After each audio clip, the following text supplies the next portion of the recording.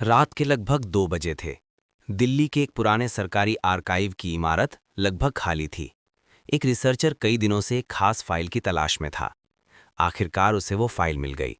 उस पर लिखा था confidential, not for public access.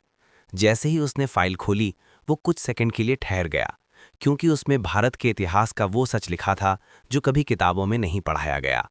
हम बचपन से यही पढ़ते आए हैं, भारत एक महान सभ्यता था। फिर अंग्रेज आए और हमें गुलाम बना लिया, और लंबे संघर्ष के बाद हमें आज़ादी मिल गई। लेकिन सवाल है, क्या यही पूरी सच्चाई है?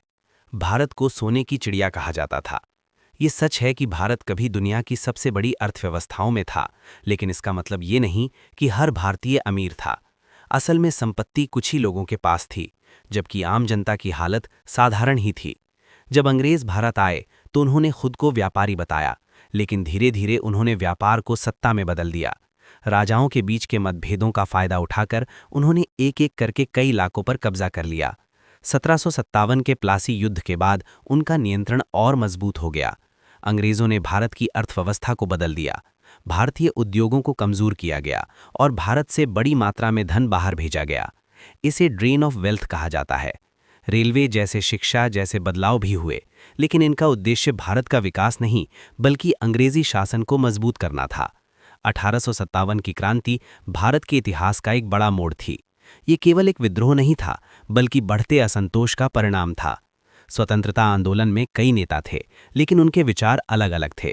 फिर भी उनका लक्ष्य एक था, आज़ादी। 1947 में भारत को आज़ादी मिली, लेकिन इसके साथ ही विभाजन हुआ। ये एक बड़ी मानवीय त्रासदी थी।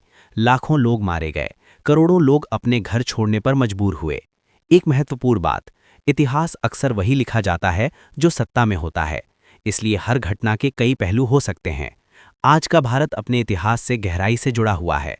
हमारी कई समस्याएं और स्थितियां अतीत से ही प्रभावित हैं। और सबसे बड़ा सवाल, क्या हम अपना पूरा इतिहास जानते हैं, या फिर हम सिर्फ वही जानते हैं जो हमें बताया गया है?